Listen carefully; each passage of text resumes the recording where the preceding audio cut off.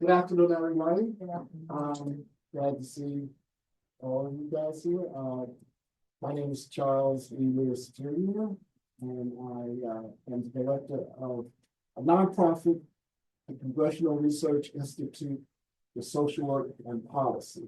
I'll just give you a brief background. Back in 2010, I was on the Hill with former Congressman Ed Towns. I was his deputy chief of staff and communications director.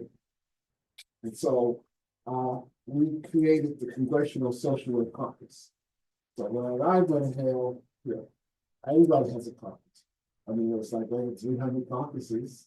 The spot and I don't have a caucus, but social workers didn't have a caucus. So we felt that we would create the caucus so as a platform for social workers to engage with Congress, to contribute to deliberations about legislation. And so we've been doing that. And when we retired, we created the nonprofit. This is Deborah from, she's an intern on the Congresswoman Garcia's house. She was an intern for me, but that fits her better. So we're here today to talk about housing, which is a critical issue. And the interesting thing, you know, that we've been on the Hill for a while. The Hill changes often as administrations change and as the leadership of the House change. So we're in for an interesting time, and we would just want to make sure that social workers stay engaged, and we're glad to be here. Thank you. So Nicholas, I'm going to talk from here, as long as you can hear me, all right? Okay. So hi everyone, I'm Mary McKay, and in this role, I am representing the American Academy for Social Work and Social Welfare. But Charles has had many roles, but is also on the board of the Academy. So thank you so much for organizing and supporting the work of the Academy. So why would the Academy be involved in convening this policy briefing? So we have a relationship with three foundations: the William T. Grant Foundation, Annie Casey, and Casey Family Foundations, and they have put together what they have called the 21st Century Research Agenda for young people and their families. So this is one of the handouts that you have. And what's important about this research agenda is the foundations really created this based on, I think, some of the very best research that comes out of how we can support young people and their families to thrive, but also the choice of these priority areas was made not only by researchers, but also with people with lived experience and some of the systems that we have set up to serve them, and potentially some of the places that we have missed. And so the notion that how you bring people with direct experience with an issue, as well as science together to inform policy, that's what the projects that the Academy has taken up are really all about. So I encourage you to really familiarize yourself with the 21st Century Research Agenda, the priorities of the foundation. We also have put together a set of briefing materials for you. And so if you didn't pick them up on your way in, make sure that you get some on your way out, or Nicholas Asher can also send you electronic copies.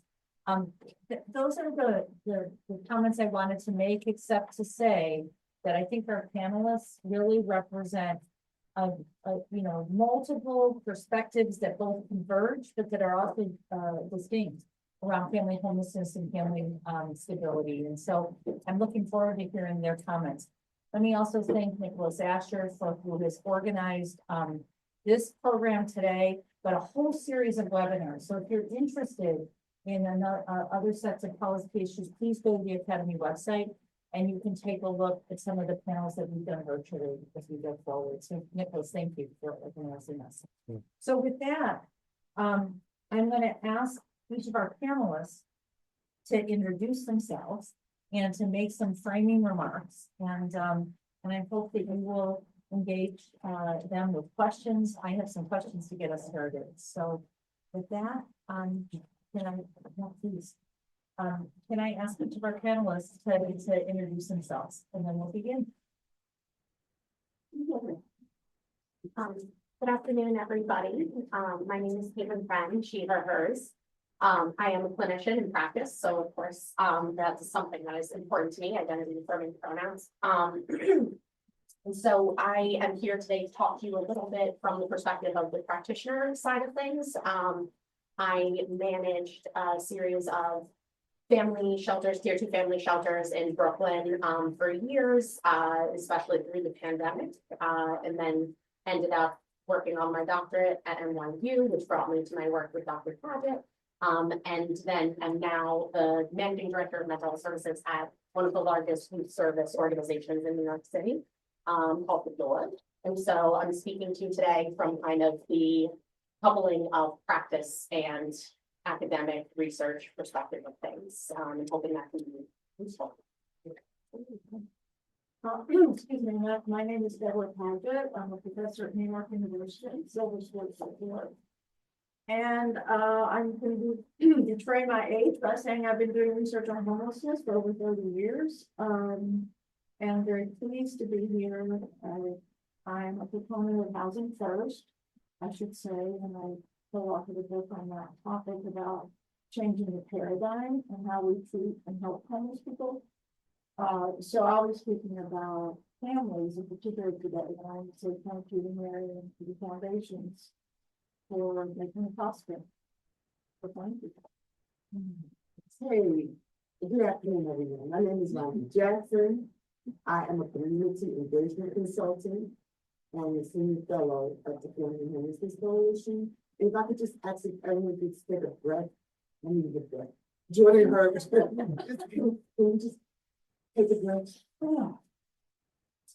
I need it. Thank you so much. And in that collective breath, what I heard is expectancy. What I heard is, why is this woman here trying to tell me something? And what could she possibly say that I'm interested in? Well, I don't know, but my interest lies in families with children who are impacted by homelessness and the trauma that the child feels going through homelessness because of what I went through with my son. Yes. And with that, Deborah, I think yours is the first presentation. Am I right about it? I think you're right. Yeah. So you want to go to slide 1, please? All right. So I was taking what I know about homelessness, but particularly putting it through the lens of families and children. And I'm really pleased to see this as part of this 21st century agenda and policy briefing. I start off by saying it's an invisible crisis, and by that I mean that as I walk the streets of New York, I don't see young children sleeping on the sidewalk. I'm sure there's some, but compared to the number of single adults out on the streets, it's pretty rare to see a homeless family. That is not to say there aren't plenty of homeless families out there. And the family shelter system in New York is huge, spread out over the boroughs, but we don't keep as much attention. There's only one place they can go in the Bronx to even get access to family shelters. Typically a homeless family is a young mother with 1 or 2 children. If she has a partner, more often than not, he is sent to a men's shelter. So we're going to start off by already saying that families are changed and altered and not necessarily for the good of the children or the family.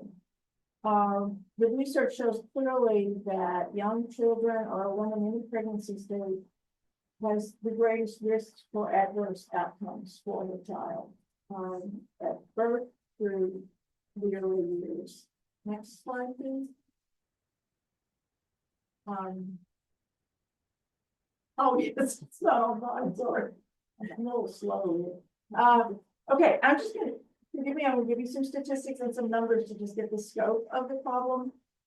From the PIP count, time count 2023 to 186,000 and 84 persons living in families, and that was 57,563 households. This was an increase. We've seen a steady increase in numbers. The latest numbers are an increase in all homeless by 18%.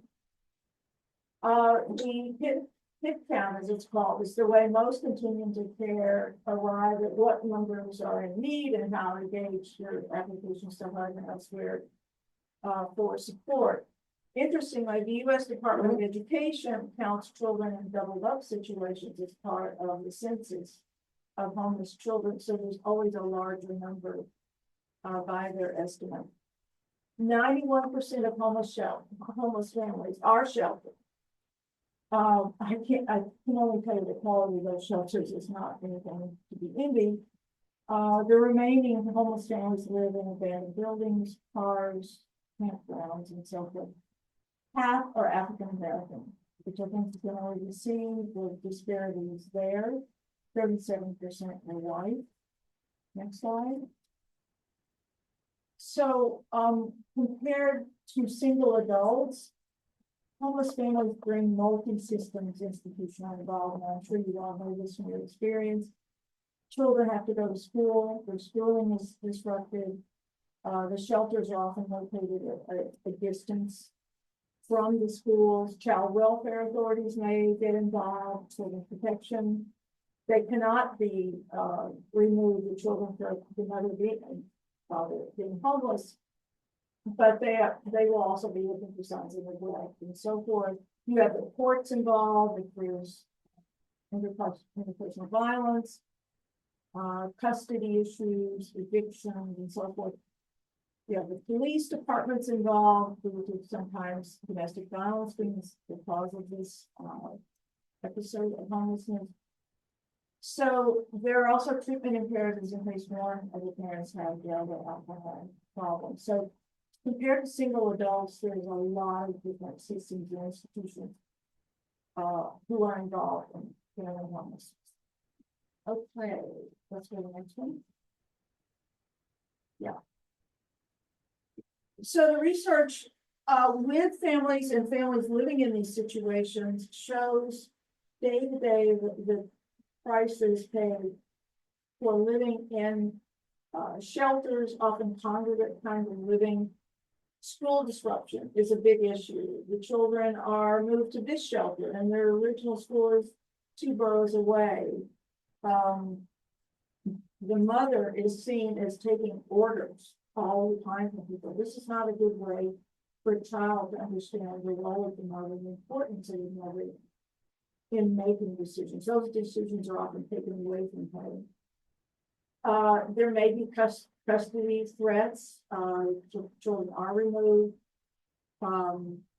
They often live in doubled up accommodations. I know in New York City, you will have a rundown motel near the airport where landlords are charging $4,000 a month for a rundown motel room for no and children.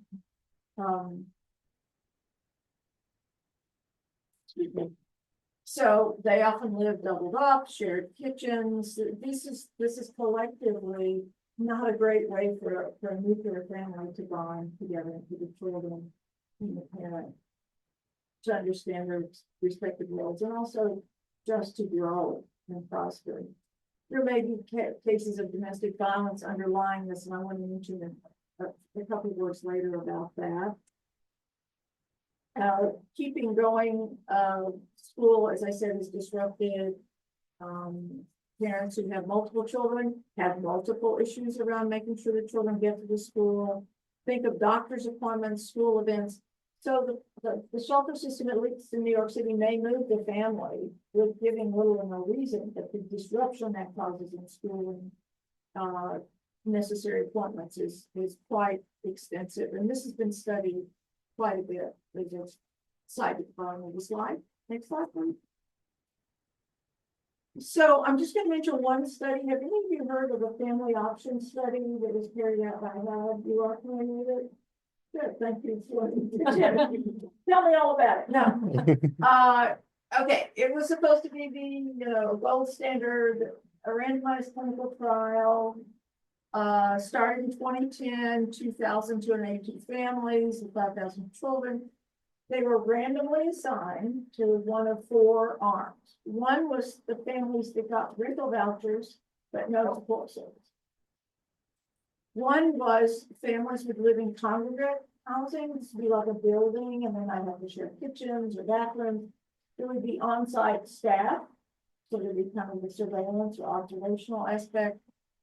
The third arm was rapid rehousing, which in most cases means preventing eviction if possible, or if newly evicted, providing funds so they can, as much as possible, get back into housing.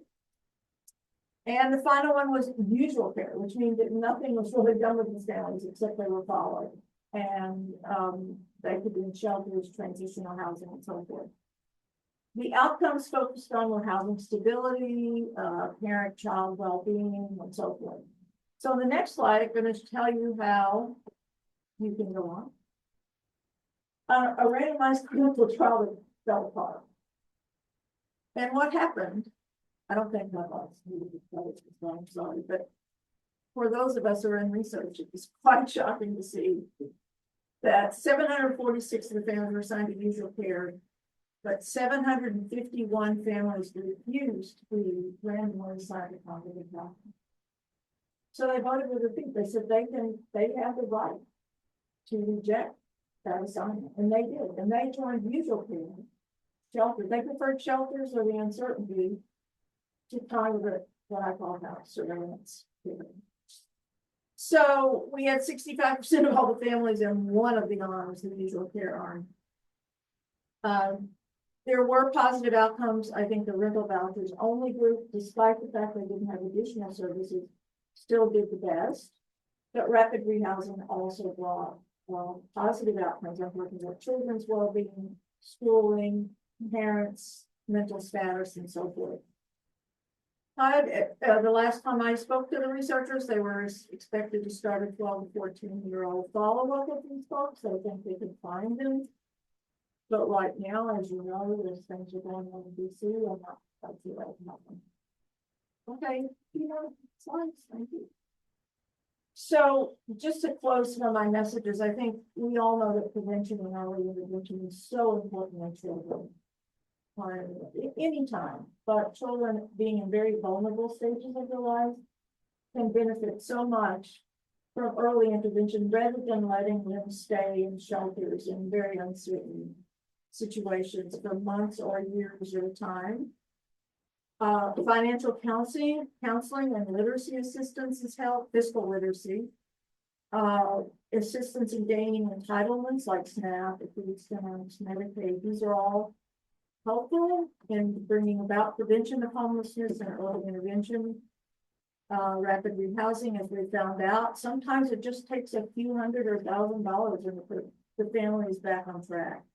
It could be for a doctor's bill or car breakdown or any number of things, but back rent as well. But this puts them back on track without having to go into the shelter system.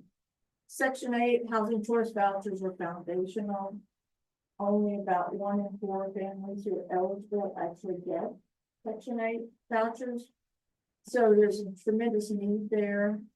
Shelters, I am here to say, I've witnessed it for so many years, are probably the most negative experiences is the way they're done today. So,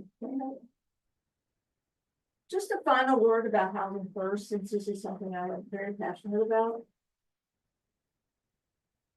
It was begun with single adults who are chronically homeless, and was found to not put them through all of the needs of becoming clean and sober and taking all your meds. They were given a place to live and then given help to do these things.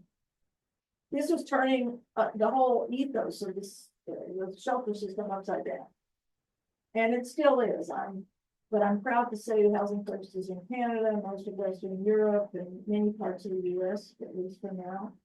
And it's not just for single adults. It has been used as a model. The bottom gives you a citation of a study of domestic violence housing first. And the difference is in domestic violence is the woman and her children are not put in a large congregate shelter with other women and children who have experienced domestic violence.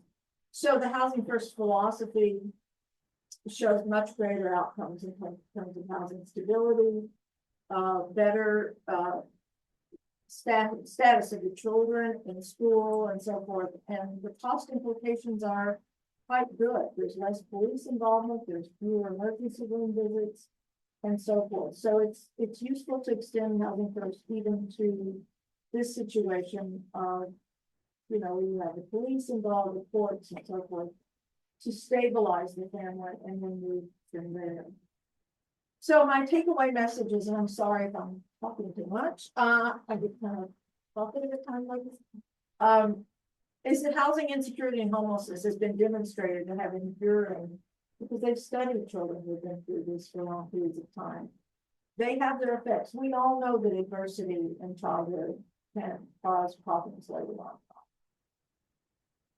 The research on childhood adversity shows this potential, that there can be long-term damage, the trauma, health problems, and so forth. Rental vouchers are still an excellent way to address the problem. Short of rental vouchers, there's rapid rehousing for families that need just a little bit of a boost to get back on track. I think the Housing First values of choice and autonomy pay off, and I mean that in kind of psychosocial sense, but also in the sense that it's actually less expensive to do it this way because you have fewer people on the streets, in emergency rooms, courts, jails, and so forth. So it's, I think, in all of our best interests for families to be helped and to be most nurturing to children if we can follow what the research is showing us. So I will stop there. Sorry about you. I'll go back. Thanks. So thank you for laying out the issues. I saw many of you writing some of those statistics down, and you can make some of these slides available as well, because they really are foundational for the challenge that we're trying to address. So hello again, everybody. Thank you so much. Again, I'm going to speak about a lot of the things that Dr. P just talked about, but in a practical sense, and kind of bring some of this to life for you all. So again, I'm Dr. Krenn, and I am a licensed clinician and practitioner, and now a member of nonprofit management, as well as working in policy and advocacy spaces and research spaces. So kind of bringing a lot of different angles to this dialogue. Fine. Well, yes, this is maybe redundancy. But if anyone is interested, that is my contact information. So that we can keep in touch. It's also at the end of the slides. Okay, so just to give a little bit of context into what I'm going to be speaking to you all about. I'm sorry I'm out of frame, Nick, but if I'm audible, is that okay? Just so I can point to things? Yeah. Oh, you know. So this is just to give you an idea of a couple of things that are going to kind of animate the dialogue and discussion with the various things that I'm talking about. So these two images here can give you an idea of what family shelter looks like. So up to 5 members of a family can be housed in a singular unit in tier 2 or tier 1 family shelter. Tier 1 family shelter means that you do not have the ability to make meals in your own space, but there are shared spaces, community spaces where you can go to make meals, or where meals are provided to you, like a cafeteria kind of thing within a shelter.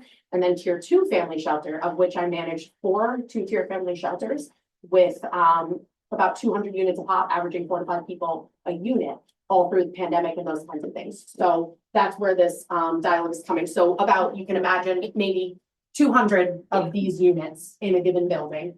And oftentimes with 2 sets of bunk beds, or bunk beds and a twin, depending upon the family composition. So this gives you an idea of what that looks like.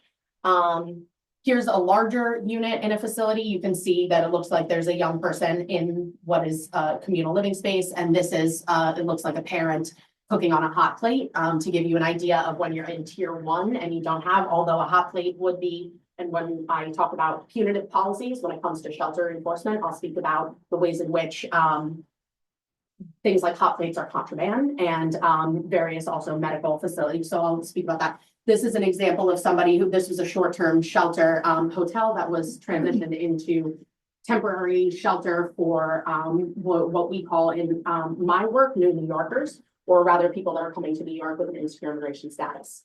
And then here is an example of a provider, I believe, based on the source of this, a provider who is being faced with ICE at entry to their facility when they are walking in to support their families that might have an insecure immigration status.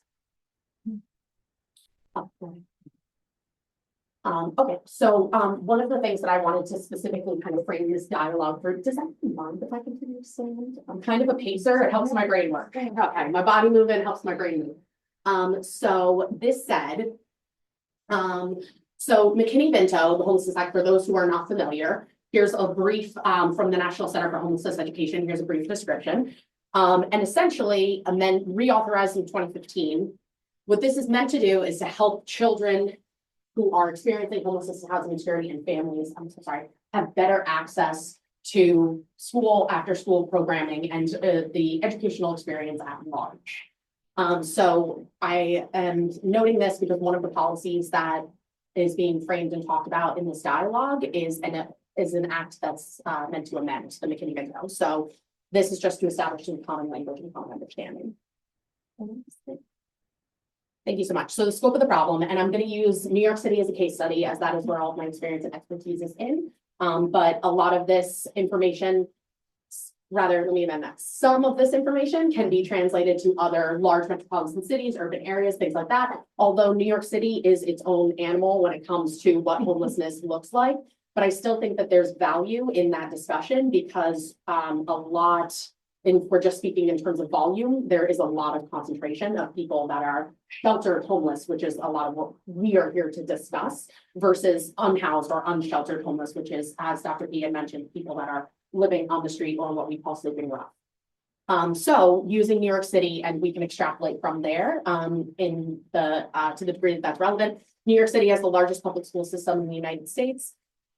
There's almost 2,000 schools, almost 1 million students, a budget of nearly $25 billion. 1 in 8 children of those nearly 1 million children, 1 in 8 are homeless and living in New York City shelters. A statistic that would knock you over. That means, generally speaking, especially as classrooms are overcrowded, and this is a number that has not yet, New York City hasn't exactly wrapped their arms around how to quantify our new New Yorkers. And the fact that so many of our folks that are coming in with insecure immigration statuses are not captured yet because there's been such a vast amount of folks coming in such a short period of time. So the data is catching up to that when Dr. B talked about time counts. And then finally, a record high as of last academic year, where there was over almost 147,000 children having the experience of homelessness or being unhoused. Sorry, I'm moving around, so then you're following me. So in practice, what does this look like? Just to kind of animate some of what Dr. P was saying as well. This looks like kind of, I'll put things into 2 major buckets, children being assigned to shelter. So how things work is that instead of people going to individual shelters, because there are so many in New York City, and their shelter services are contracted out to our nonprofit organizations, which is true in a lot of large urban areas, there's a shelter intake center, and then you get placed based on mostly availability. And so you could have all of your community connections, all of your upbringing and everything that happened in the South Bronx, and then you were assigned to a shelter out in East New York, which if you were going to drive that distance, it would probably take you well over 2 hours. If you were going to do it on the subway, it would probably take you almost 2 hours or an hour and a half or something like that. So to give you that kind of idea. So what children either end up doing is switching schools, going to the district in their shelter, and then all of the adjustment concerns that come along with that and whatever that looks like. The academic transition, the social transition, the relational transition. And what I mean with that is when we, as from the clinical perspective, think about childhood development and the kind of neurocognitive aspects that happen in plasticity when children are that young. Relational safety is one of the greatest determining factors of academic success. Is basically how much do they want to be there? How much do they feel connected to their teacher? How much do they feel connected to their school community? Disruptions in that have cascading effects on childhood mental health. And then children being bused to former schools. So thanks to McKinney-Vento, although it created a problem of a different nature, children can be bused. So if you are relocated to a shelter that is 2 hours away from where you are currently enrolled in school, no problem. New York City will send a bus to pick you up and bring you there. This, when I was managing family shelters, looked like a line of children, maybe as young as 4 years old, lined up at the door at 4:30 in the morning, getting ready to go on the bus so that they could go up to school. Whatever that might look like. So hours-long bus rides and then remarkable barriers for parents. How are you, as a single parent, going to get to that child if they are sick and, you know, you get a call from the school nurse? How are you a participant in their school community and be a part of something meaningful and make you want to be a part of the PTA, maybe you want to show up and be a meaningful part of your child's educational experience? How are you supposed to do that when it is that far? Then the cascading effects of things that happen, like what is lack of involvement with people that are already understood to be stigmatized for whatever reason, whether we are criminalizing something like poverty, which often happens in various circumstances when it comes to these circumstances, then you're not able to show up, you're not able to be a participant in your kid's school community. Maybe your kid is late frequently or something like that because of the distance, because of all the barriers, because you are trying to get a job, to save some money, to get housing for your children, all these kinds of things. You can't take time off. You can't, without risk of either losing compensation or losing your job entirely. All these kinds of things. What happens when you're not showing up? What does the school do? They call the child welfare system because your child is chronically late. Your child is chronically absent. Your child is chronically fill in the blank. Then when we talk about the shelter circumstances and the impact that that has on children and families' physical and physiological health and well-being, don't even get me started. And then how does that cascade into what is observed at school and then how parents are punished for that when these are systemically, structurally, and institutionally designed problems to keep people in their custody. Next. I'm loud, I'm also fast when I talk. I said I'm a loud talker, I'm also a fast talker. So anyone please feel free to slow me down and or ask questions, we'll have a time for that dialogue. So this is the act that I am naming specifically that we are focusing on. And so this is essentially the real amendment to it is to yield to the priorities determined by local communities. Why this is so important is because as I'm talking about this very kind of unique and behemoth of a problem that is homelessness in New York City, it is really important, no offense, that people who have this local experience are the ones making decisions, not necessarily the folks that are walking these halls who maybe have never seen even the photos that you just saw, right? And so that is why this is such an important act and important priority where we are yielding to the lived and experiential expertise of the people who are on the ground experiencing these atrocities or working to facilitate people getting out of said atrocities. Next. And so problem solving, I kind of do for legacy residents, and then I talk about for new New Yorkers, whether they are have an insecure immigration status or not. So for legacy residents, meaning people that are New Yorkers that are, have whether they are like our lovely Rhonda, whether they are a native New Yorker or whether they have just been in New York for a handful of years, etc.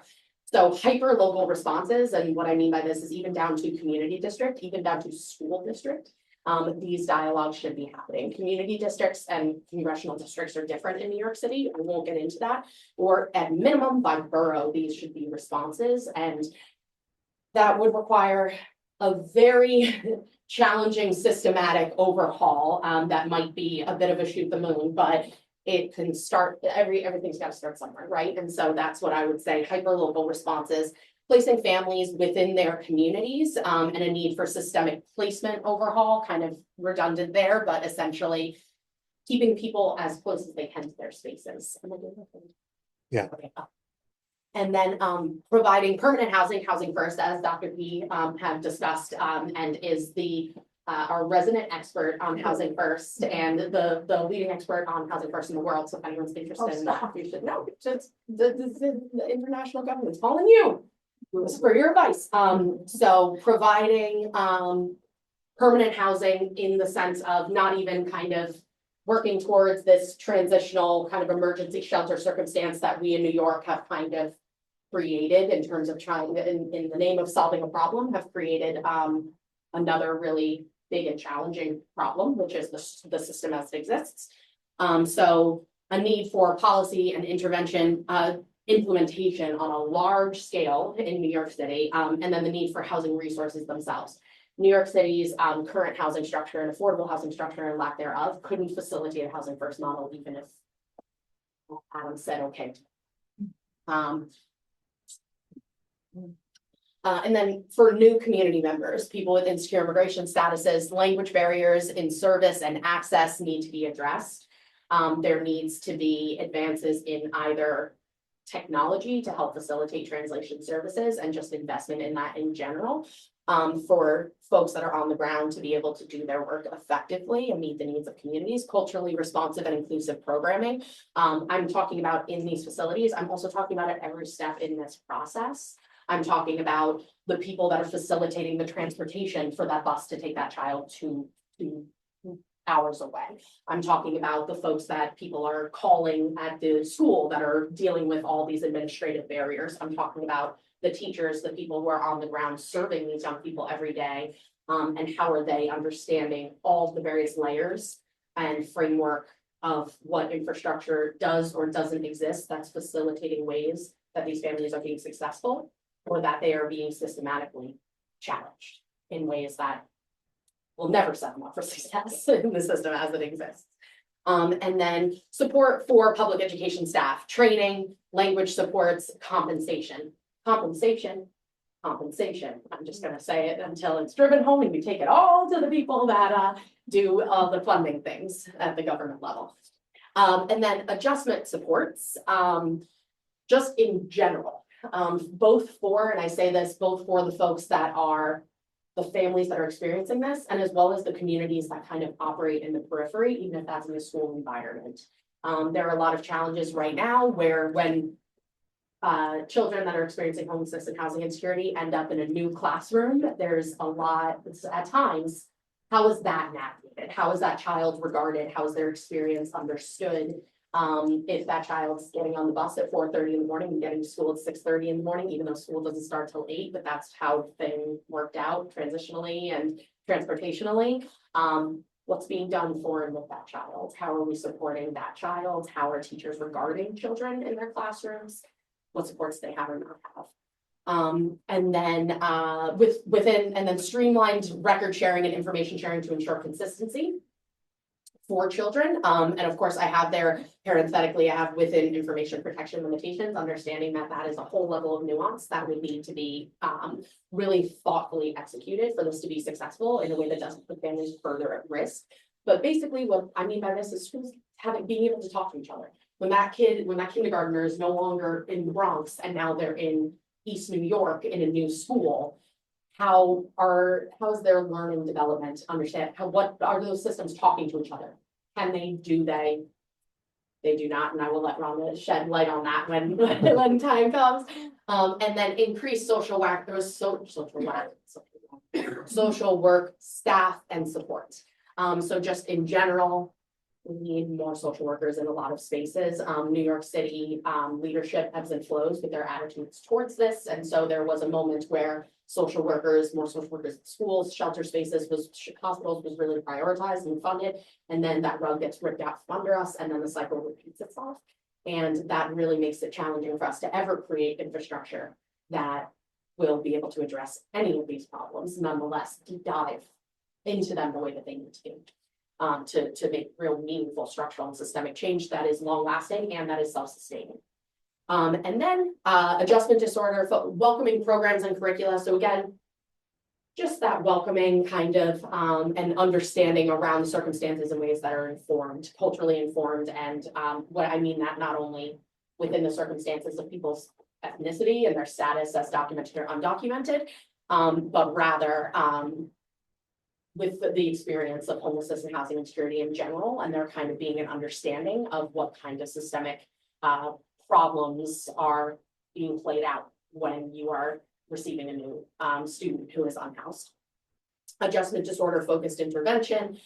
Just again, in general, I can't tell you how many times there's been explicitly really punitive action taken against a first grader who is crying and won't get out from underneath their desk because they're just so fraught with all the layers of adversity that they are dealing with in their worlds, in their little minds and that are in little bodies that can, barely take all of this nonetheless, you know, the demands that are put on them academically on top of everything else.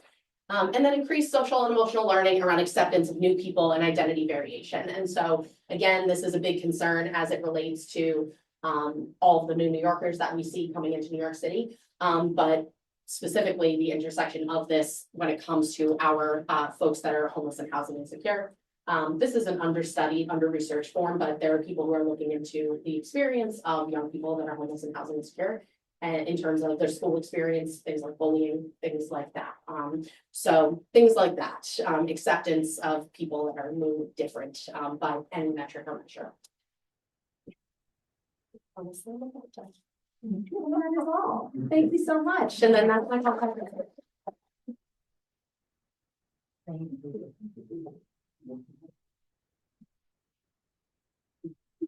So I don't have no flaw. I'm just going pretty much from the heart. Now, because you brought up so many things about what is actually happening with families, with children in shelter. Because in New York City, we actually have a separate system for families in shelter, and that's adult families. So we have the single adult, male and female families who are, it could be like a cousin and a grandparent, something like that together. And then we have families with children. And then we have our new families or new arrivals. And their families. So I'm a lived experience person, and I've just been asked to come here and talk about my experiences. I was adopted by my great grandparents. And I'm old, so they were older, right? And so being adopted by my great grandparents and my auntie Belle. And I grew up in Queens, New York, in the suburbs. I got pregnant at 15. I kept it a secret because I didn't know what was going on in my body. I didn't know how to tell my parents because I was a preacher's daughter, and the area that we grew up in was sort of kind of affluent. So then I became the neighborhood court, and everyone, all of my friends, their parents didn't let me be their friend because I guess they figured I would bring, bad influence or whatever. So yeah, I lost all my friends. And what happened was, because I was afraid of so many things, I just didn't know what to do with it. When they found out I was allowed to finish out my sophomore year at high school. And I was relocated to Brooklyn, and we lived in the projects. And that by itself was very traumatic because it was a lot of people living on top of a lot of other people. And then there were these bugs and rodents, everything. So changing schools, like we talked about, is really hard. It's hard when you're a kid. It's even harder when you're a teenager. You're a teenager with a baby, And so back in my day, they did have this school for unwed mothers, pregnant unwed mothers, or whatever it was. They had a school like that.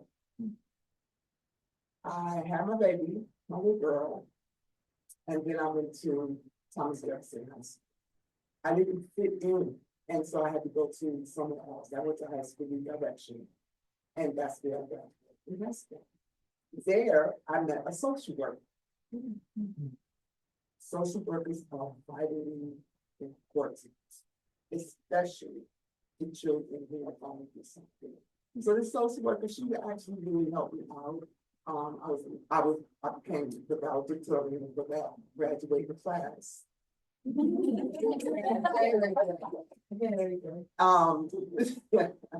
And so, it really helped me. After my baby, all my grandparents wanted me to do was graduate high school. They thought that graduating high school would help me along my path, and it did. I can't lie and say it didn't. And so, I graduated high school. I got a job, I got married, I got divorced. My whole thing after having my, even when I got pregnant, was I didn't want to be a statistic. I ended up being a statistic. But because of that social worker, we stayed in contact and she really helped me. I got a job with the New York City Transit Authority. And I had that job. I really love that job because I like people. Or just interact with people. And so I had that job until 9/11, where I lost my mind because my station was registered. And so when I was on my way to work to leave the person to the overnight shift and the plane said just as I was so yeah, so anyway, I did that. And when I lost my mind, I just took my whole family and relocated to North Carolina. And we stayed there for a little while, everything was good, and then I became officially homeless in North Carolina. And in other places, homelessness is not like it is in New York City. And that's the city. You know, New York State is way different than New York City. But at least in New York City, when I did come back, they have the right to shelter. So my son and I were able to get placed in a shelter. In that shelter, that child experienced so much.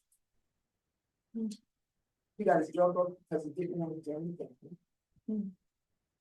He lost his job because they found out that we were in shelter. He had a job, you know, because boys need stuff, right? And so he wanted to do a lot of things.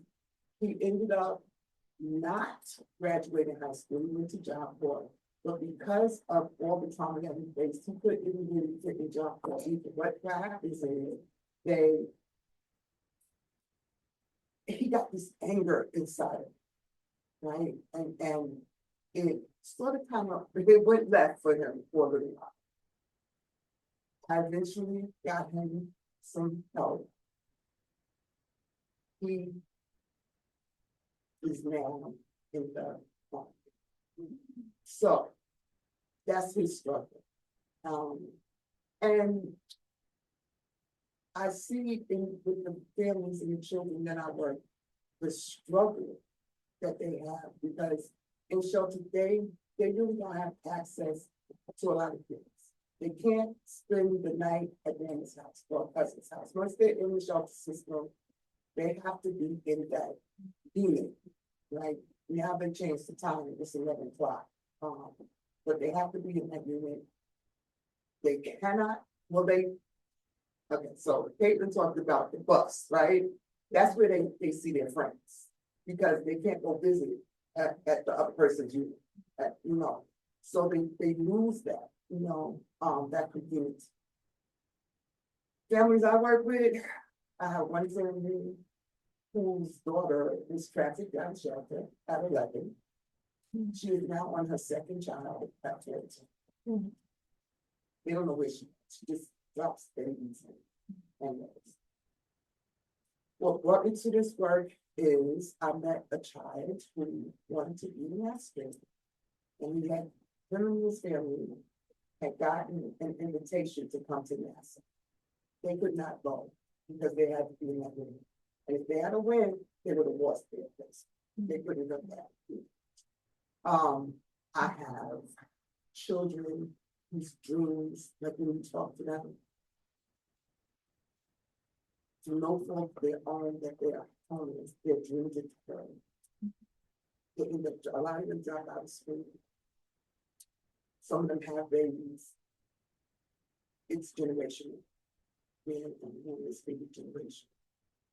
Yeah, I met a woman who she was sitting outside of the salad restaurant with her baby in the summertime. It was like 90 degrees. And if a police officer or someone had called, she could have had her baby because that is considered neglect. So it's a lot of things that happen to families with children, because that's my families with children. That is a lot of things between the parent and talking about the regression, right, of a child who was underneath the table. What happens is a lot of times when you come into shelter, the children regress, they start running in bed again. And you hear mom say, well, why is he running in the bed? He's 7, he should not. Getting up and going to the bathroom could be a problem in some shelters, right? The pictures that you saw up there of a woman with the hot plate, she could have got displaced out of shelter because she got a hot plate. You know, some of the units, the congregate or the common area for a family to cook. So it could be 2 families in that unit. And if one is cooking, the other family has to wait until they're totally finished cooking out of the kitchen, the whole thing. So it's not a life that people want to have for their children. And yeah, it's just it's traumatic for me, even thinking about it. It just chokes me up every time I tell it. So what brought me to the work was that I didn't want to see any more children. I don't want to see children suffer. The McKay Victim Act, actually, it pretty much saved my son's life. We were homeless in Florida. That's me. I love the Florida, okay, I can't say I love the shelter system, but what happened was we were in Miami and we were actually living in a van. We had, and this is embarrassing, but we had a bucket and every morning they would take the bucket, stuff like that. We really had it hard because we just didn't, and it was through, I don't want to say it's for laziness or anything, we just couldn't get a place to live. We had no place to live. And so the people that we were going to live with, they put us out, and that's why we lived. But they have this thing called the green shirts, and they came, they got us, they put us in a hotel, and until there was a bed opening at Chapman Place. It's in Miami, and the way they do things is like totally different. If New York City did it the way that they did it, then we would not have family homelessness, families with children homelessness in New York City. We were actually in family with children homelessness because of the way they did it. When we got in, we got assigned a social worker, we got assigned a medical doctor, we got assigned a psychiatrist, and we got assigned a housing, they call them housing specialists. So we got that. And all of them worked together in this place to help families get out of that place. So coming back to New York, we went into the shelter system. We graduated out of the shelter system. We got a voucher and we got our housing in Brooklyn. So the thing is, I don't understand this housing first. Like you said, it will not work in New York, especially the way we're going in the people that we have in the administration. But the McKay Victim Act really saved my son. It really saved my son. There are so many things that act actually helps families who are homeless, families with children who are homeless. I got a list here, all the things that they do. Now, what happened was, I was social worker. My son wanted to go to the high school dance. He didn't have a tuxedo. She got him a tuxedo. He got him a limo. The limo pulled up to the shelter, and it was like so cool. He strutted out the shelter like, he was big time. Took him to the high school dance. They brought it back home. Everybody thought he was somebody special, and it really helped his mindset. When it was time to graduate, she got a cap and gown, everything. So the McKay Victim actually helps him. They have programs to help the parent help the child. They have the intervention program. If there's any difference that we should be working on the hardest to do is with Penny Vinter, because children grow up, and we don't want them to grow into the injustice and that. We don't want them to grow up and become or be moved through ACS. You know, we want them to thrive, and that's what this bill would actually help them do. If a family found themselves being displaced for unstable habits. It helps with the cost of uniforms, it helps with transportation, everything. The McKay mental bill is the one that I will fight for as long as I do this work. So I guess that's enough. It's already what I'm trying to do.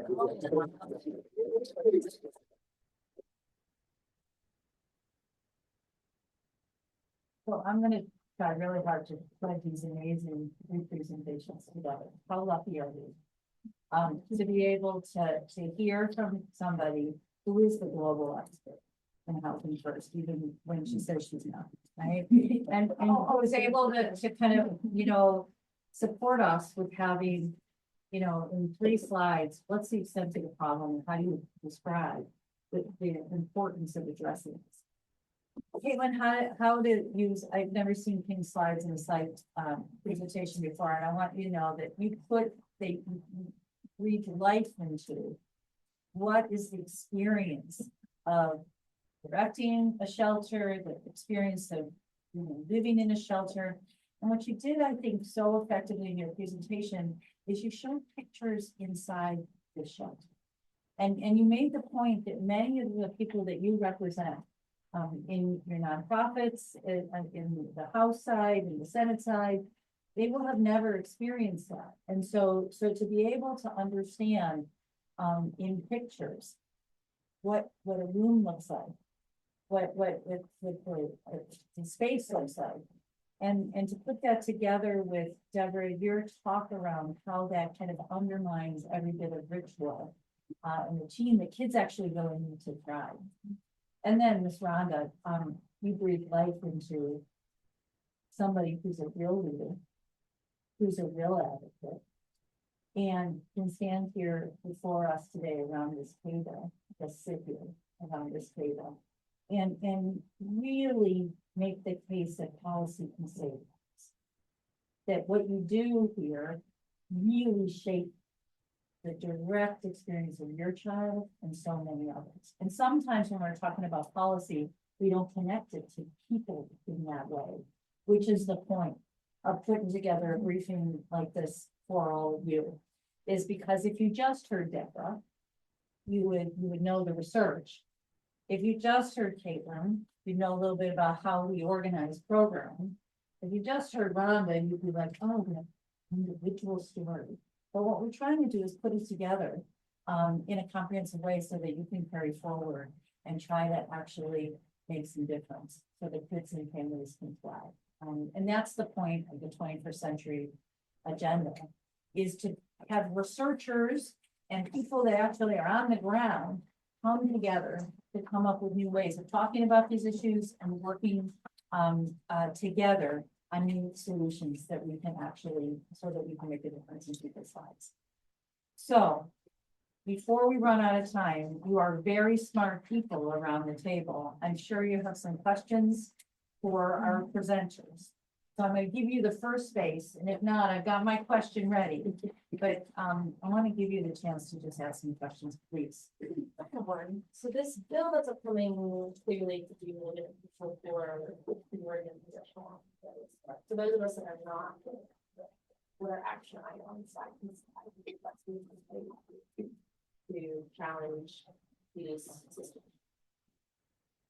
What are some things that for nonprofits that run programs for kids and families and running shelters, what can they do to make a difference where this population is made very vulnerable by their particular, circumstance in one point in time?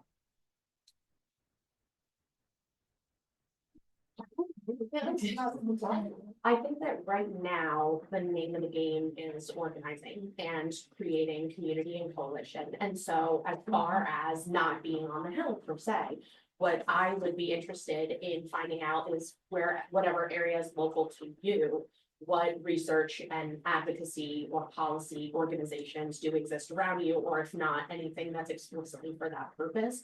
What nonprofits or what direct social service organizations are coming together and having a dialogue about this, and seeking opportunities for people to volunteer or join them. And I say that because, and I speak again from doing this work in practice, it is often almost exclusively underfunded, under-resourced. People are underappreciated, overworked, and overburdened with so much. And so the more support from people in volunteer capacity, in coalition capacity, when it comes to advocacy and policy, the better and the more meaningful. Because frankly, when you're muddling through the day-to-day of just trying to keep people alive and well in these systems with at least a shred of dignity, you don't have a lot of extra spare energy at the end of the day, and a lot of spare resources organizationally to have dedicated people that are doing this work, unless your organization's dedicated to that. Like I said, we're one of the leading youth mental health experts in New York City. Actually, we've been written about by the US government as in various intervals, but all the way back into the 80s, and I'd be happy to share that. It would be interesting. But all of that said, and we have one person who's dedicated to policy and advocacy, and they wear about 7 other hats. So that just gives you an idea. This is not my full-time job. My full-time job is executing our clinical services in our organization at large. I'm here in an extra capacity because of that. So I share that in terms of look for the work probably won't come to you, which I hate to say, but if there were good people able to reach out and do more, then you would be hearing about it. So seek that out. I would say find a coalition, find a community, and ask what you can do and capitalize.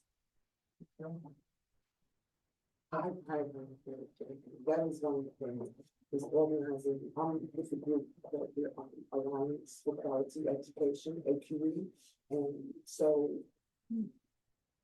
the part that I play, because I'm the only one in there that is actually working with people who are homeless. And it's all about the children getting a great education. We do campaigning, we do organizing, so I would find coalitions and groups that you can volunteer with to bring your expertise and what you do, because we need what you do. So, yeah. Okay. No, I'm so sorry, Mary. I was just gonna say a good place to perhaps start with a search like this are bigger national platforms, and then kind of asking about your more local areas if it's hard to kind of find local. So something that I would recommend is the National Low Income Housing Coalition, which is based out of DC here, the NLIHC. And they have a very robust coalition of providers and networks locally and locally to DC and all throughout the country that are doing this work. And so it's organizations like that hopefully like you can get on their newsletter and you will be getting emails left, right, and center about how you can act. And so having a Then I would add to that, sorry, the National Alliance to End Homelessness, NAEH. This is a group here in Washington, DC that I've been working with over the years. I really appreciate that they're very agile. Like if there's an issue, we're going to hear about it from them, through email blasts and webinars and ways to keep people active. We have 2 conferences per year. And it's really focused on what's happening here in DC and how that affects McKay, how it affects people in all the states. I'm gonna ask one other thing that was on Deborah's slide that I want to call out. Deborah called this the invisible crisis. So if you are working in other sectors, if you are not in homelessness, if you are in education, you're in child welfare, you're in kids' mental health or in food programs, you are likely interacting with families that are doubled up or technically by the definition homeless, and they're not recognized. And so if you think about some of the ways that we can address and work as a kind of a comprehensive kind of set of supports, it's to also really think complexity about the family circumstances, not just the kind of, kind of positionality of your own organization, but how are you missing other needs that families might have that you could actually meet and help them. And so I think that that's really the important one, because not everybody, not every locality is organized like New York City. And so many of your families are falling between many cracks. They're touching other programs and services, but they're not recognized for some of the things that they're really trying. Other questions, things that you want to know about this area? Take like presenters in another direction.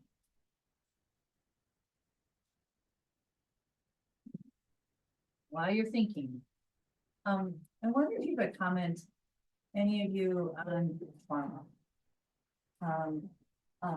Trauma is a driver into family homelessness. Trauma is a consequence of the experiences that you've gone through. And anything that you want to kind of alert us to that, the importance of addressing trauma or integrating, any other kind of supports, but trauma as it relates to family homelessness, things that you want to say. Well, I would just mention the ACEs, if you've heard of that, adverse childhood experiences, you may have heard about this, a lot of research, but it's long-term research showing how events that happen in a child's life can have adverse effects in adult life. Mental health problems or issues, or even physical health problems, and the link is very powerful. To me, trauma is such a broad term. I have trouble with it sometimes because it explains everything, in some ways nothing, but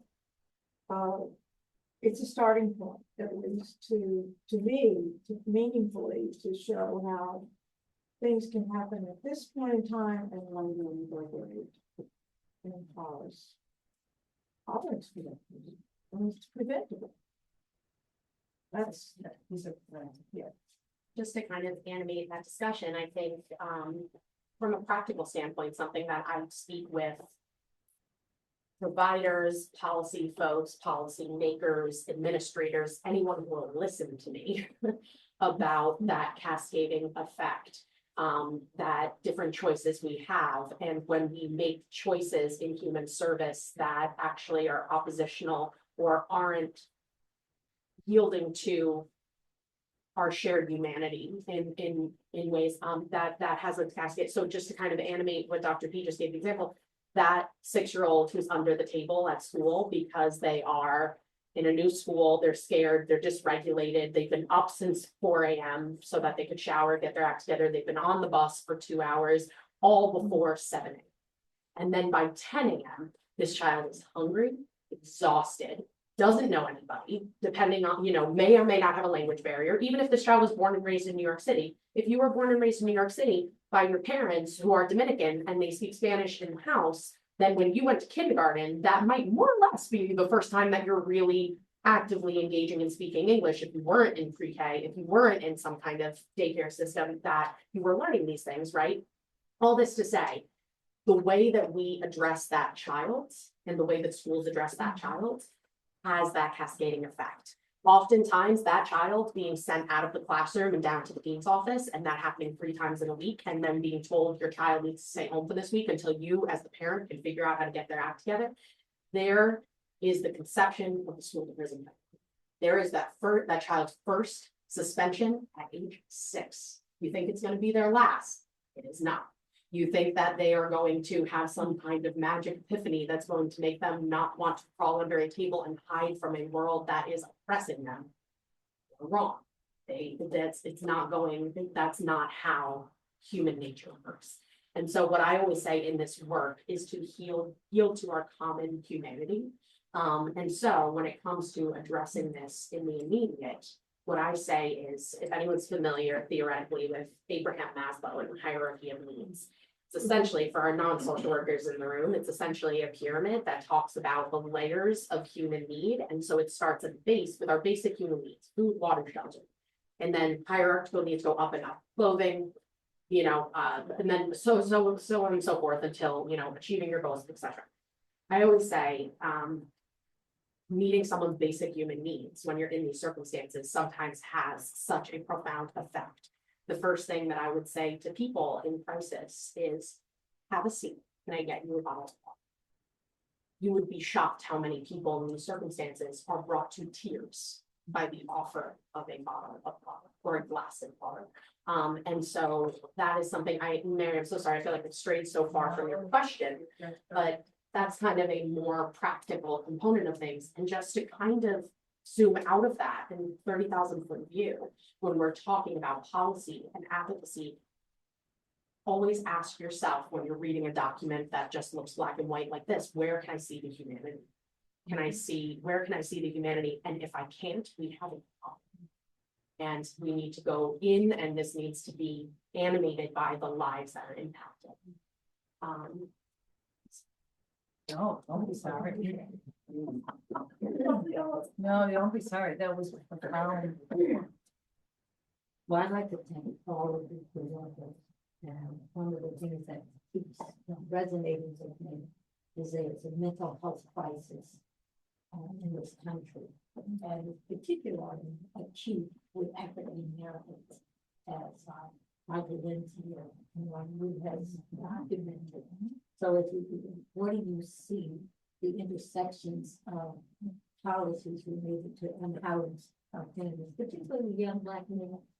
And is there any way of thinking about making sure that mental health services within this population, because when you look at adolescents in particular, they're vulnerable. And just by being an adolescent is enough in this country to be vulnerable. How have we thought about housing policies as it relates to mental health and well-being for the youth that are in the system? So the youth actually, in New York, the youth actually, they have a lot of help. They got the door, they got, there's another one. They got the gap. I think that's the CLC. They have the youth action there.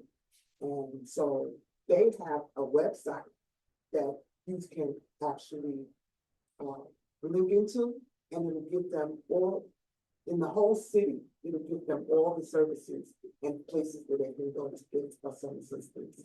So they have a lot. And we talk a lot about that young child. But I think about that teenager. Because I was a teenager and I got pregnant and I lost everything. That teenager who is getting ready to graduate, right? And all of a sudden they don't have a home. Be it from fire, be it from their parents having some substance abuses or whatever, they lose everything. And then a lot of them overthink themselves, right? When I ride the train, I see our young Black males. They're coming out of jail. They're on the J train at Broad Street. Some of them, you know, have adequate clothing. You can tell. And you can tell even if they're looking like you and you look in their eyes.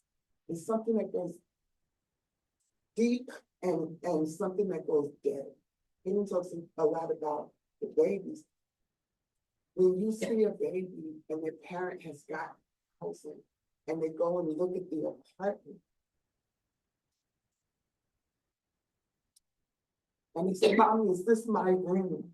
Because every child deserves a bed that they can sleep in, that they can call their own. This is my bed. It's just so amazing when I see them and they've got their apartment and you just run in their room and lay all over the bed, and it's just the best thing ever. Right there, they can, if they have the help to the trauma that they just came through, to help them get past it. Because it's critically important, I think, the younger they are, is to start now, so that they don't grow up and get triggered, you know, when they see certain things. So yeah, so mental health is a big thing, is the big catchphrase now in our country. And it's just that, okay, so we have a playbook. We know what to do.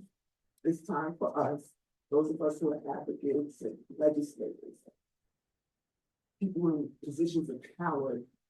We know what to do, so let's get to it. Let's get to it. That's just all I can really say about it. It's time to just get to it.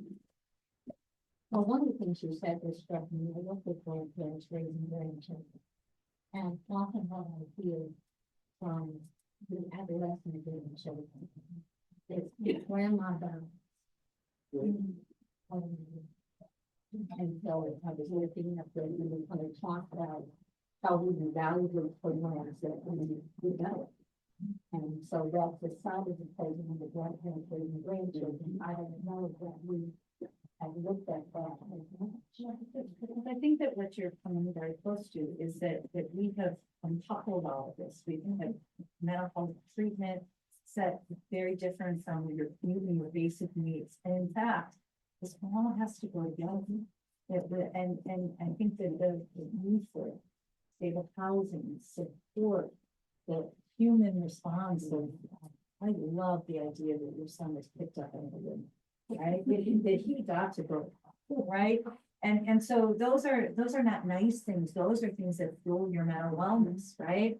And we don't put these together in a way that I think you've made the real point around comprehensive kind of look at what we can do to actually help people survive and thrive. And that's the point of this conversation, is that we don't actually talk across these different, groups, and all three of our presenters have represented, I think it's really, really well here. So I'm going to do this rapid kind of, you get the last word, presenters. Each one of our attendees today are going back to, I believe, somebody that could influence the lives of children and family in a sound bite. And this is terrible for an academic. You heard Deborah McBroom. In a sound bite.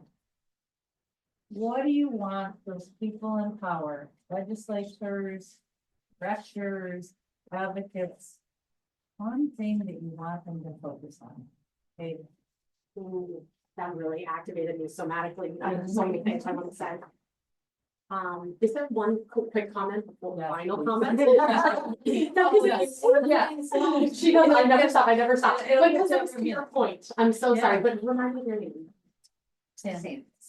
Okay. To Sandra's point, I just wanted to share something Dr. B and I were talking about on the train actually, is how essentially every human adversity is represented within the homeless and housing insecure community. However, there are some that are absolutely overrepresented, exponentially so.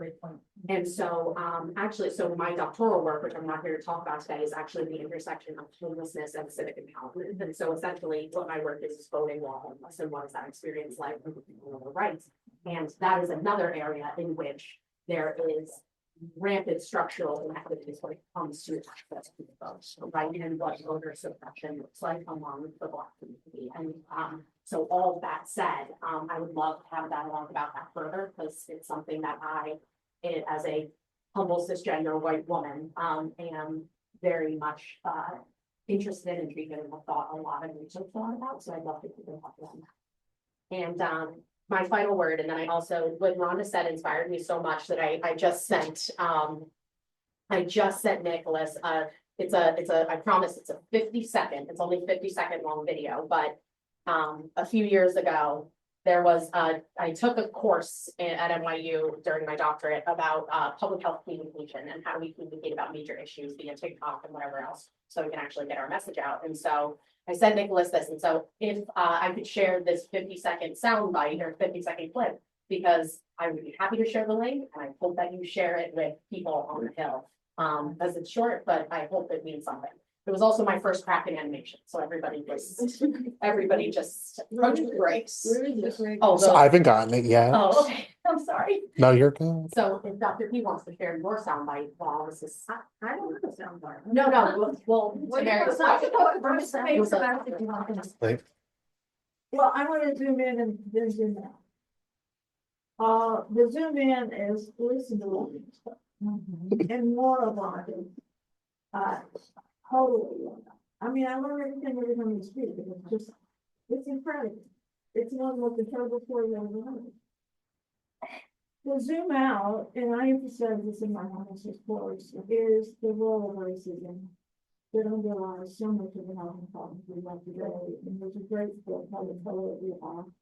And there's, sort of, but it's basically after World War II, we continue to deny African Americans veterans the ability to buy a house and to own property. And this is why white Americans have 10 times the dollar resources in, savings, money as African American people.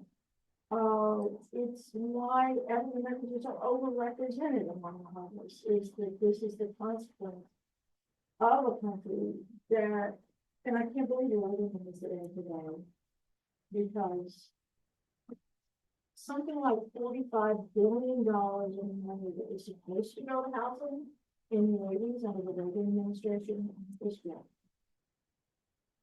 And you can't tell me that was $45 billion since the decade of the one president, one presidency, and we're still living. And that's the union. Yes.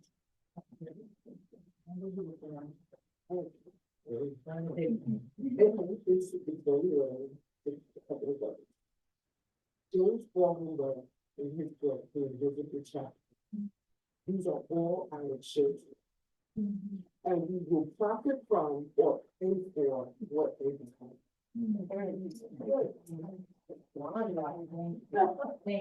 That's it. I want to start crying.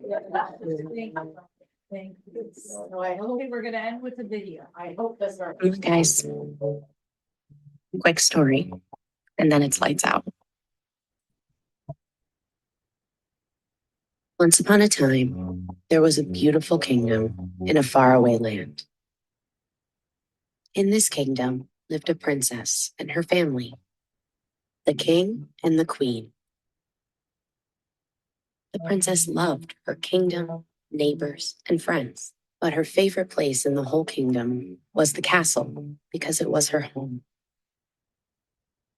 Do you think we'll ever have a home like that? I don't know, baby, but I really hope so.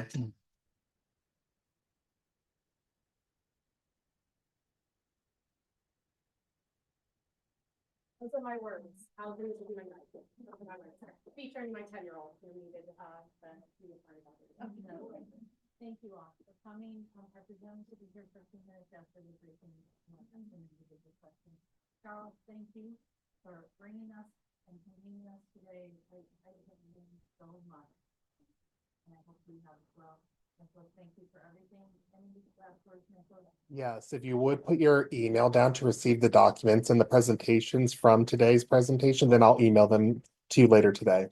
Thank So you. much for all your work. Thank you. Thank you.